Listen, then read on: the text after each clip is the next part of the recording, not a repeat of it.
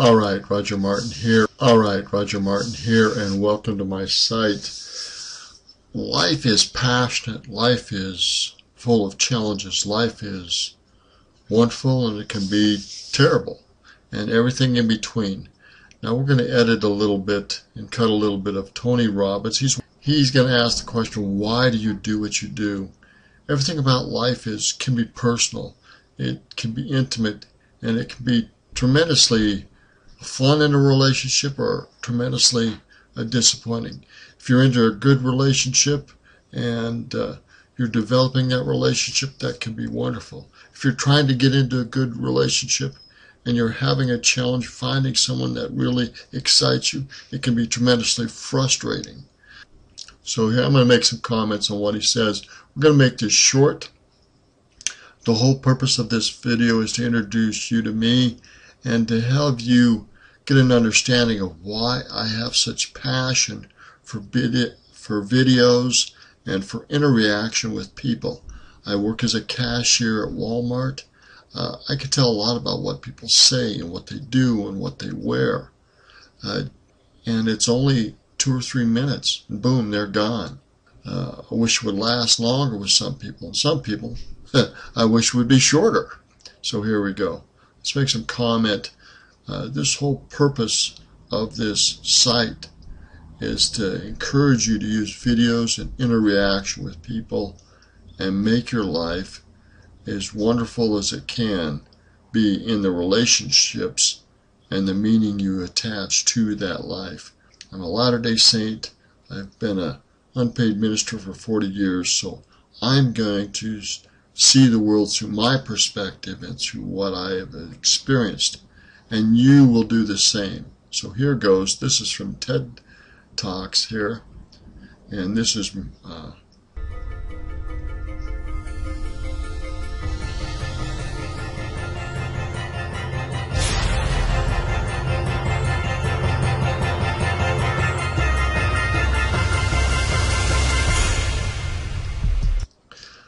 TED. Ideas were spreading. Some great stuff there. The work done here is wonderful. Let's continue.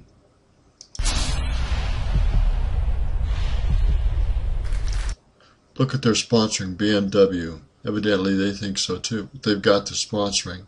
There's the TED channel, some great stuff there, some great videos. Thank you. I have to tell you, I'm both challenged and excited. My excitement is I get a chance to give something back. My challenge is the shortest seminar I usually do is 50 hours. But think about the question he asks here at the beginning of this. I'm not exaggerating. I do weekends, and what I do more than that, obviously, coach people, but I'm into immersion. Because how'd you learn language? You didn't learn it by just learning principles. You got in it, and you did it so often that it became real. And the bottom line of why I'm here, besides being crazy mofo, is that I'm really in a position, I'm not here to motivate you, obviously. You don't need that. And a lot of times, that's what people think I do, and it's the furthest thing from it. What happens, though, is people say to me, well, I don't need any motivation. And I say, well, that's interesting. That's not what I do. I'm the why guy. A why guy. You need to think about this question. Why are you here? What is your purpose in this life? How do you touch and challenge people? How do you touch and challenge yourself? What do you do in your life that makes it unique, wonderful, and powerful? What gifts and abilities do you have to share with the world? That's what we're talking about here. I don't know why you do what you do. What is your motive for action? What is it that drives you in your life today, not 10 years ago, or are you running the same pattern? Because I believe that the invisible force of internal drive activated is the most important thing in the world. I'm here because I believe emotion is the force of life. All of us here have great minds. You know? Okay, emotion is a driving force. He's talking about it. It is in a lot of our relationships with our spouse, with our children, with our co-workers, or with our careers. There is a lot of emotional drive. Sometimes there's emotional baggage, and sometimes there's empowering emotion. Sometimes it's frustrating emotion. Most of us here have great minds, right? I don't know if I'm in the category, but we all know how to think. And with our minds, we can rationalize anything. We can make anything happen. Most of us don't do that, but the culture is a therapy culture. And what I mean by that is the mindset that we are our past. And everybody in this room, you wouldn't be in this room if you bought that theory, but most of society thinks biography is destiny. The past equals the future. And of course it does if you live there. But what people in this room know, and what we have to remind ourselves though, because you can know something intellectually. You can know what to do and then not use it, not apply it. So really what we got to remind ourselves is decision is the ultimate power. Decision is the ultimate power. Now, decision, what we decide to do with our situation, our life, our relationships, our interpersonal interactions, our communication, our families, our career, decision. We get to decide daily on how we react to situations in our life, whether it's trauma that has happened, whether it's cancer or heart attack or an illness or something wonderful like a birth or a relationship or intimacy. We get to decide day by day, moment by moment, what we are going to do with our situation we are in. And there's no two ways about that. So the power of decision and how we react to our situations and who and what we are, what we decide to do with who and what we are, is powerful. And the consequences of those decisions, especially when we're young and we're getting into school or into a career or into a marriage or relationship, they are important, extremely important. Who you find for a spouse, what type of career you get into, these things, these major decisions, where you live and how you live, they're important. And the more you prepare to do these decisions wisely and with some preparation and with some inspiration, the better off you're going to be. And I'm all about interpersonal relationships, all about inspiration, all about seeking to do our best with what we have, gift-wise, spirit-wise, emotionally and physically and mentally. It's important. They're all tied together. We all have failed to do things on a high level, but we have all done things too as well. So it's a balance between doing and accomplishing what we want and working towards something we want. It's both. Let's go on here a bit. Think of one, honestly. Better or worse? Say I. So the bottom line is maybe it was where to go to work and you met the love of your life there. Maybe it was a career decision. I know the Google geniuses I saw here. I mean, I understand that their decision was to sell their technology at first. What if they made that decision versus to build their own culture? How would the world be different? How would their lives be different? Their impact. The history of our world is these decisions. When a woman stands up and says, no, I won't go to the back of the bus, she didn't just affect her life. That decision shaped our culture. Or someone standing in front of a tank. Or being in a position like Lance Armstrong and someone says to you, you've got testicular cancer. That's pretty tough for any male, especially if you ride a bike. Right? You got it in your brain, you got it in your lungs. But what was his decision of what to focus on? Different than most people. What did it mean? It wasn't the end, it was the beginning. What am I going to do? He goes off and wins 7 championships he never won once before the cancer because he got emotional fitness, psychological strength. That's the difference in human beings that I've seen of the 3 million I've been around. Because that's what my lab. I've had 3 million people from 80 different countries that I've had a chance to interact with. So he has interacted with a lot of people in his life. And he has affected a lot of people in his life. He's made a lot of money by that interaction. So that's powerful. And but how do our interactions with our spouse, our children, our grandchildren, with our workers, how are we choosing to make a difference? What are we doing to make a difference?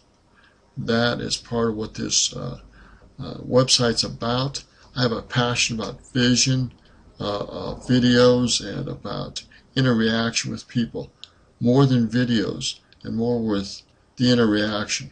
When I talk to someone one-on-one, if I can see them in the camera online and they can interact with me and communicate with me and I can see what they're doing and on the site or in the person, I can get a lot better feel than I can just by audio communication. Audio and visual is a lot more powerful than just audio or text. A lot more powerful. You can tell a lot more if you're in person than you can if you're on a web camera or just a sub video in the movie or online. In person, you can tell a lot more because body language, what they do with their face, what they do with their body, what they do with their arms, what they do with their voice, their inflections of their voice, what they're wearing, what they're saying, how they're reacting with you. All that's part of communication and interaction. All that's part of life. And you're making decisions. What are they saying? What are they doing? How is that affecting them? How is that affecting me? How are they working with me? How are they communicating with me? All those things are powerful. Our beliefs, our decisions, our choices, our interactions, they're powerful. They're part of what we are, who we are, and what we are going to do with ourselves and with others. For a program that I was conducting for a week. The night before was called Emotional Mastery. I got up, had no plan for this, and I said, we had all this fireworks, I do crazy shit, fun stuff. And then at the end I stopped, and I had this plan I was going to say, but I never do what I'm going to say. And all of a sudden I said, when do people really start to live?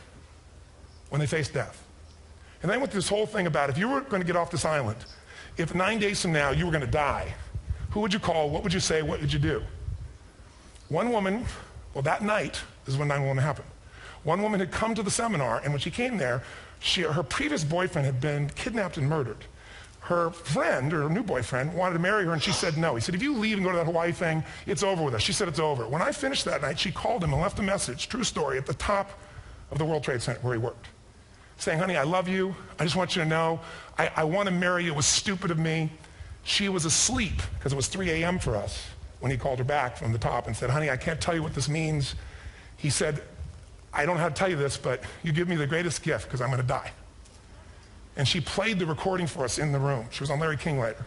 And he said, you're probably wondering how on earth this could happen to you twice. And he said, all I can say to you is, this must be God's message to you, honey. From now on, every day, give your all, love your all. Don't let anything ever stop you. She finishes, and a man stands up and he says, I'm from Pakistan, I'm a Muslim. I'd love to hold your hand and say I'm sorry, but frankly, this is retribution. I can't tell you the rest because I'm out of time. Okay, there we are now. Isn't that a terrible way to end? And he's not going to go off stage. But there are moments that change our lives dramatically.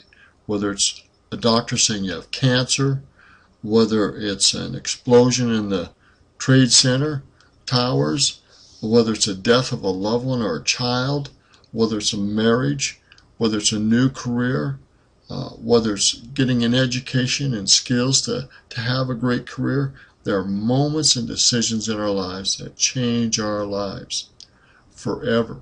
Are you sure?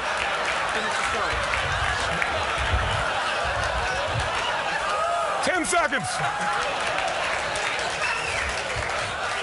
10 seconds. No, I want to be respectful. 10 seconds. All I can tell you is I brought this man on stage with a man from New York who worked in the World Trade Center, because I had about 200 New Yorkers there. More than 50 had lost their entire companies, their friends, marking off their Palm Pilots. One financial trader, this woman made of steel, bawling, 30 friends crossing off that all died. And what I did to people is said, what are we going to focus on? What does this mean, and what are we going to do? And I took the group and got people to focus on, if you didn't lose somebody today, your focus is going to be how to serve somebody else. There are people, the woman got up and she was so angry and screaming and yelling. And then I found she wasn't from New York. She's not an American. She doesn't know anybody here. I said, you always get angry. She said, yes. Guilty people got guilty. Sad people got sad. And I took these two men and did what I call an indirect negotiation. Jewish man with family in the occupied territories from New York who would have died if he was at work that day. And this man who wanted to be a terrorist and made it very clear.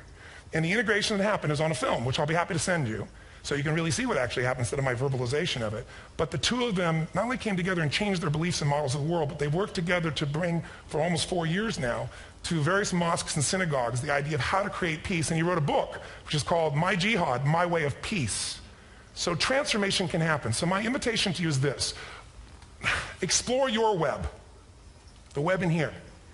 The needs, the beliefs, the emotions that are controlling you. For two reasons. So there's more of you to give. Yeah, achieve too. We all want to do it. But I mean give. Because that's what's going to fill you up. And secondly, so you can appreciate Not just understand, that's intellectual, that's mind, but appreciate what's driving other people. It's the only way our world's going to change. God bless you. Thank you. I hope this will serve. Jenny Robbins. So that's powerful. This jihad wrote a book on how he can love and serve and work together with Jewish people instead of this hate, how they can work together. So that's powerful. And before this interaction, before this work with Robbins, they did not have that. And after they did, and they've worked on that for 4 years, peace and unity and constructive work together, that is powerful. Choosing what to do and how to do it is powerful. May this video, this website, help you look at your choices, your interactions, how you work, and what you do, what you give, what you become as you work with other individuals, that your life may be full and useful and beneficial to yourself and others. That's my hope. That's my prayer. That's part of what this is about. It's about life. It's about giving. It's about becoming and making this world better. We'll edit this, cut some of it out, shorten it up, and we'll go on from there. Make it a great day. Enjoy this site. We're going to talk about relationships, decisions, beliefs. We're going to talk about using webs, using communication, using videos, using interaction, because that is where the power is from. How we interact, how we choose, what we do with one another, that is powerful. That is life in a full sense, in a responsible sense, in a creative sense, in a wonderful way. And I say these things in Jesus Christ's name, amen.